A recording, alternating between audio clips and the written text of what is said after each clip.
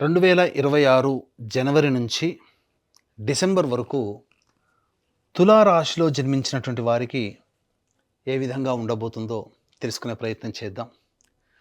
ముఖ్యంగా ఈ యొక్క తులారాశి వారు ఒక రకంగా కాదు, అన్ని రకాలుగా అదృష్టవంతులనే చెప్పవచ్చు.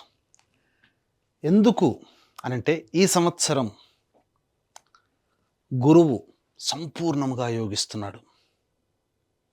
ఏ రకంగా చూసినప్పటికీ కూడా గురువు చాలా మంచి శుభస్థానంలోనే ఉన్నాడు అని చెప్పవచ్చు. దాదాపు మొత్తం సంవత్సరం అంతా కూడా గురువు యోగిస్తున్నాడండి. మొట్టమొదటిగా కొంత ఇబ్బంది ఈ మొదటి 3 నెలలు పెడతాడేమో. తెలుసుకుందాం, అన్ని విషయాలు తెలుసుకుందాం.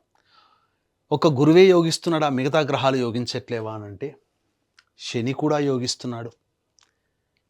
ఆల్రెడీ అందరికీ తెలిసిందే, శని మంచి స్థానంలో ఉన్నాడు. కానీ జూలై తర్వాత ఆగస్టు నుంచి నవంబర్ వరకు కూడా కాస్త కొన్ని సమస్యలు, ఇబ్బందులు శని వలన కలుగుతాయి. ఇవి సాధారణం. విచిత్రం ఏంటంటే మొదటి 3 నెలలు, 2.5 నెలలు గురువు సాధారణంగా అనుకూలించకపోయినా యోగిస్తున్నాడు శని. ఆఖరి 5 నెలలు శని యోగించకపోయినా గురువు కవర్ చేస్తాడు. మిగతా చూసుకున్నట్లయితే రాహుకేతుల యొక్క ప్రభావం చూసుకున్నట్లయితే రాహువు కాస్త చికాకు అనేటువంటిది ఉంటుంది. ఎంతైనా కానీ మనశ్శాంతిని కలగచేయలేకుండా ఉంటాడు. అంతా బాగుంటే వాడు దేవుడే కదా, ఎక్కడో చోట చొట్టు పెట్టాల్సిందే కదా. కాబట్టి ఇది ఈ యొక్క తులారాశి వారికి ఏతావాత గ్రహ స్థితిగతులు తులారాశి వారికి అనుకూలంగా ఉండబోతున్నాయి. మరి ఎలా ఉండబోతుంది విద్యార్థులకి, ముఖ్యంగా ఉద్యోగార్థులకి అనేటువంటి విషయాలు, వివాహం జరుగుతుందా, దాంపత్యం ఎలా ఉంటుంది, వ్యాపారం ఎలా ఉంటుంది, ఆరోగ్యం ఎలా ఉంటుంది, ఒకటా రెండా అనేక రంగాలలో ఉన్నటువంటి వాళ్ళకి ఏ విధంగా ఉండబోతుంది ఈ 2026వ సంవత్సరం అనే విషయం గురించి క్లుప్తంగా తెలియజేసుకునే ప్రయత్నం చేద్దాం. మార్చి 14వ తారీఖు వరకు గురువు నవమ స్థానంలోనే సంచారం చేస్తున్నాడు. కానీ వక్రీకరించి ఉన్నటువంటి కారణం చేత ఇక్కడ కొంత అశుభమైనటువంటి ఫలితాలు సాధారణంగా ఇవ్వడానికి సిద్ధంగా ఉన్నాడు. ఎటువంటి ప్రభావం చూపుతాడు ఈ తులారాశి వారికి? ముఖ్యంగా ధనపరంగా, కుటుంబపరంగా కొంత ఖర్చులు అధికంగా ఉంటాయి మొదటి 2.5 నెలలు, మార్చి 14వ తారీఖు వరకు. అలాగే గృహంలో చికాకులు, సమస్యలు అనేటువంటివి ఉంటాయి. ముఖ్యంగా ఖర్చులు కూడా అధికంగా ఇస్తాడు. ఇది గురుగ్రహ ప్రభావం వలన కలిగేటువంటి సాధారణమైనటువంటి నష్టములు. తల్లిగారి ఆరోగ్యం పట్ల ఈ మొదటి 2.5 నెలలు జాగ్రత్తలు పాటించాలి ఈ తులారాశిలో జన్మించినటువంటి వారు. ఇక ముఖ్యంగా గమనించుకున్నట్లయితే మార్చి 15వ తారీఖు నుంచి జూన్ 1వ తారీఖు వరకు మిథున రాశిలో రుజుమార్గంలో సంచారం చేస్తూ సంపూర్ణమైనటువంటి యోగాన్ని ఇస్తున్నాడు. ఈ గురుగ్రహ ప్రభావం వలన ప్రధానంగా అనుకున్నటువంటి పనులు నెరవేరుతాయి. మీకు సంఘంలో పేరు ప్రతిష్టలు పెరుగుతాయి. మీరు ఏది మాట అవుతుందో అది శాసనంగా ఉండబోతుంది. అలాగే నూతన వ్యక్తులు పరిచయం అవుతారు. సోదర సోదరీమణుల సహాయ సహకారాలు సమృద్ధిగా ఉంటాయి. రాని బాకీలు వసూలవుతాయి. ముఖ్యంగా ధన ప్రవాహానికి లోటు ఉండదు. అన్నిటికంటే ముఖ్యంగా ఏ పని అనుకున్నా మీకు ముందుకు వచ్చి సహాయ సహకారాలు అందించే వాళ్ళే ఎక్కువగా ఉంటారు.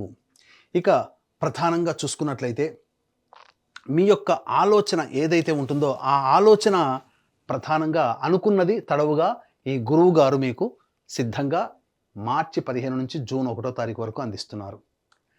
అయితే ఈ జూన్ 1వ తారీఖు నుంచి అక్టోబర్ 31వ తారీఖు వరకు అన్ని విధాలుగా సంఘంలో పేరు ప్రతిష్టలు, గౌరవ మర్యాదలు పెరుగుతాయి. ఈ తులారాశి వారికి అన్ని విధాలుగా బాగుంటుంది.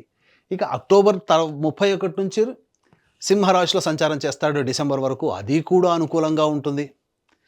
ఇంత బాగుందండి, ఇంకా మా జీవితానికి ఇంకేందండి, ఇంకా ఫుల్ స్టాప్ పెట్టేద్దాం, హ్యాపీ అనుకొని చెప్పి ఇంకా వీడియో ఆపేసుకున్నారా?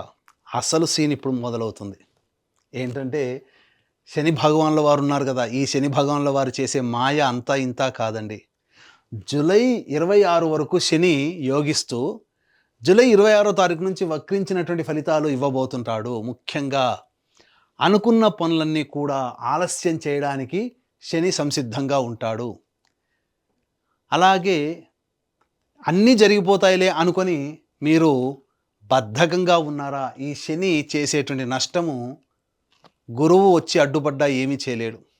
సంతాన మూలకంగా కష్టాలు, సంతానపరంగా సమస్యలు, ఖర్చులు, ఇబ్బందులు ఈ తులారాశి వారికి పెరుగుతాయని చెప్పవచ్చు. అసలు కదా ఈ యొక్క శని ఏం చేస్తాడంటే గత జన్మలలో సంబంధం ఉన్నటువంటి వ్యక్తుల్ని పరిచయం తీసుకొస్తాడు. ఈ ఆగస్టు, సెప్టెంబర్, అక్టోబర్, నవంబర్ ఇక్కడ జాగ్రత్త పడాలి. ఈ 4 నెలల పాటు ఈ యొక్క తులారాశిలో జన్మించినటువంటి వాళ్ళు. ఇక ఉద్యోగ సంబంధంగా ఎలా ఉంటాయి అనేటువంటి విషయాలని మనం ముందుగా తెలియజేసుకుందాం. విద్యార్థులకి మాత్రం చాలా మంచి స్థితిగతులు అనేటువంటివి ఉంటాయి. కాకపోతే మార్చి 14 వరకు గురువు అనుకూలంగా లేడు కాబట్టి మీరు 100% ప్రయత్నం చేస్తే 70% ఫలితాలు ఇస్తాడు. కాబట్టి ఎక్కువగా కష్టపడి 150% కష్టపడితే 100% ఫలితాలు మీరు సంపాదించుకోగలుగుతారు. కాబట్టి విద్యార్థులకి మాత్రం మార్చి 14 వరకు కాస్త జ్ఞాపక శక్తి తక్కువగా ఉంటుంది. చిన్న విషయాన్ని పక్కకు పెడతారు, ఏదో పెద్ద విషయాన్ని పట్టుకుంటారు, ఎగ్జామ్లో ఆ చిన్న విషయమే వస్తుంది, మీరు తప్పటడుగు వేస్తారు. కాబట్టి దేన్ని కూడా వదలమాకండి. అన్నిట్లో కూడా మీరు పరిపూర్ణంగా విద్యను అభ్యసించే ప్రయత్నం చేయండి. మిగతా తదనంతరం ఈ యొక్క మార్చి 14 వరకు పొందిన జ్ఞానము మీకు తదనంతరం రాసే పోటీ పరీక్షల్లో మిమ్మల్ని ప్రథమ శ్రేణిలో నిలుపగలుగుతుంది. విదేశీయానము, కోరుకున్న యూనివర్సిటీలో మీకు ప్రవేశం లభిస్తుంది. అన్ని విధాలుగా విద్యార్థులకి మార్చి తరువాత బాగుంటుంది అని చెప్పవచ్చు. ఇక వివాహ విషయానికి వస్తే ఈ యొక్క తులారాశిలో జన్మించినటువంటి అవివాహితులకి వివాహము నిశ్చయమవుతుంది. అందులో ఏమాత్రం సందేహం లేదండి. వివాహ ప్రయత్నాలు మొదలు పెట్టుకోవచ్చు. మీరు దైవానుగ్రహాన్ని పొందే ప్రయత్నం చేస్తే వివాహము నిశ్చయమవుతుందని చెప్పవచ్చు. ఇక దాంపత్య విషయానికి వస్తే ఈ యొక్క సంబంధించినటువంటి జూలై మంత్ వరకు కూడా శని భగవానుడు యోగిస్తూ ఎటువంటి ఇబ్బందులు కలగచేయడు. కానీ ప్రేమికులు విఫలమయ్యే అవకాశము ఆగస్టు, సెప్టెంబర్, అక్టోబర్, నవంబర్లో కలుగుతుంది. ఆల్రెడీ వివాహమైనటువంటి వాళ్ళ మధ్య పొరపచ్చాలు వచ్చే అవకాశము ఆగస్టు మంత్ నుంచి ప్రారంభమవుతాయి. ఈ ఇయర్ ఎండింగ్ వరకు అవి కొనసాగుతాయని చెప్పవచ్చు. కాబట్టి దాంపత్య సమస్యలు రాకుండా లేదా వ్యాపార భాగస్వాములతో మధ్య పొరపచ్చాలు రాకుండా ఆగస్టు మాసం నుంచి మీరు కాస్త సంయమనం పాటించండి. ఆరోగ్య విషయంలో గనక చూసుకున్నట్లయితే మొదటి 2.5 నెలలు జాగ్రత్తలు పాటించండి. ఫుడ్ సంబంధముగా ఇబ్బందులు పడతారు.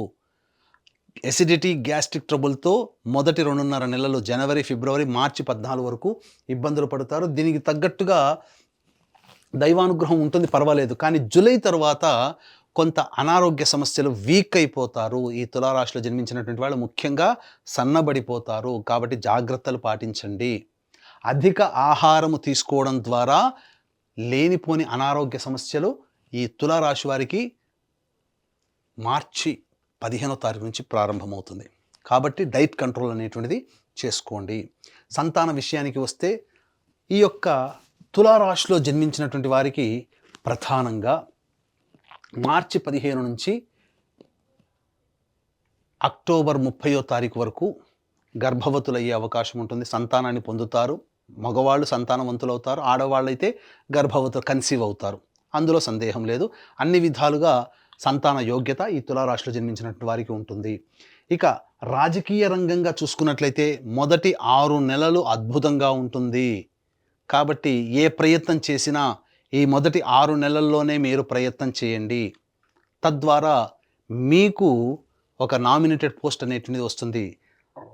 ఆగస్టు నుంచి మీరు ఆశించి భంగపడడం, ఖర్చులు అధికంగా అవ్వడం తప్ప ప్రయోజనం అనేటువంటిది ఉండదు. ఏదైనా జూలై లోపలనే మీరు సాధించుకునే ప్రయత్నం చేస్తే రాజకీయ రంగంలో ఉన్నటువంటి వాళ్ళకి ప్రజాదరణ ఉంటుంది. కాబట్టి మంచిగా చక్కగా సాధించుకోగలుగుతారు, ఏదైనా పోస్ట్ పొందగలుగుతారు. ఇక వ్యాపార పరంగా చూసుకున్నట్లయితే ఈ యొక్క తులారాశిలో జన్మించినటువంటి వారికి FMCG, super markets, general stores, అలాగే ఫుడ్ సంబంధమైనటువంటి వ్యాపారస్తులు, పికిల్స్, రోడ్ సైడ్ పండ్ల వ్యాపారస్తులు, మరియు ఈ సంబంధించినటువంటి కళాశాలలు, విద్యా సంస్థలు నడిపేటువంటి వాళ్ళు, బంగారు వ్యాపారస్తులు, తీర్థయాత్రలు చేసేటువంటి వాళ్ళు, పూజా స్టోర్స్, దైవ సంబంధమైన వృత్తుల్లో ఉన్నటువంటి వాళ్ళు, వీళ్ళకందరికీ కూడా తులారాశిలో జన్మించినటువంటి వారికి మంచి ప్రగతి ఉంటుంది. అద్భుతమైనటువంటి జీవన విధానం అనేటువంటిది ఉంటుంది. తద్వారా మంచి స్థితిగతులు పొందుతారు. అలాగే చర్మ సంబంధము, ప్లాస్టిక్ ఇండస్ట్రీ, అలాగే ఇనుముతో కూడుకున్నటువంటి వ్యాపారస్తులు, గ్రౌండ్ ఆయిల్స్, పెట్రోల్ సంబంధించినటువంటి ఆయిల్స్, అలాగే ఎడిబుల్ ఆయిల్స్ రంగంలో ఉన్నటువంటి వాళ్ళు, ఇటుక, మట్టి, ఇసుక, కంకర వ్యాపారస్తులు ఎవరైతే ఉంటారో వీళ్ళకందరికీ కూడా ఈ యొక్క జూలై మాసం వరకు అద్భుతంగా ఉంటుంది. తరువాత మాత్రం వ్యాపార విస్తరణకి అనుకూలంగా కాదు ఇంతకుముందు చెప్పినటువంటి వ్యాపారస్తులకి. కాబట్టి జాగ్రత్తలు పాటించండి. ఇక ఈ యొక్క తులారాశిలో జన్మించినటువంటి కళారంగంలో ఉన్నటువంటి వాళ్ళకి అద్భుతమైనటువంటి ప్రగతి ఉంటుంది. కొత్త కొత్త ప్రాజెక్టులు మీరు ఊహించరు, మిమ్మల్ని ఆశ్చర్యానికి గురి చేసే ప్రాజెక్టులో మీరు భాగస్థులవుతారు. ఒక మేజర్ రోల్ అనేటువంటిది మీరు పొందబోతున్నారు. Electronic and printing media, social media, cinema, కళారంగము, సీరియల్స్, ఇలాంటి రంగంలో ఉన్నటువంటి వాళ్ళకందరికీ కూడా అద్భుతంగా ఉండబోతుంది. ఈ యొక్క తులారాశిలో జన్మించినటువంటి వారికి అన్ని విధాలుగా యోగదాయకంగా ఉంటుంది అని చెప్పవచ్చు. ఇక ఈ యొక్క తులారాశిలో జన్మించినటువంటి స్త్రీలకి ప్రధానంగా గౌరవ మర్యాదలకి ఎటువంటి లోటు ఉండదు. కాకపోతే ఆరోగ్యం పట్ల శ్రద్ధ వహించాలి. ఏ సమయంలో ఆరోగ్యం పట్ల శ్రద్ధ వహించాలి ముందు తెలుసుకుందాం. అలాగే వ్యాపారం చేస్తున్నటువంటి స్త్రీలకైతే మంచి పలుకుబడి పెరుగుతుంది. రాని బాకీలు వసూలవుతాయి. అలాగే గౌరవ మర్యాదలకి లోటు ఉండదు. ఇప్పటి వరకు మిమ్మల్ని దూరం పెట్టిన వాళ్ళు మిమ్మల్ని ప్రేమించడం మొదలు పెడతారు. కుటుంబ సభ్యులు మీ మాటకి విలువిస్తారు. కోల్పోయిన చోటే గౌరవాన్ని తిరిగి పొందుతారు.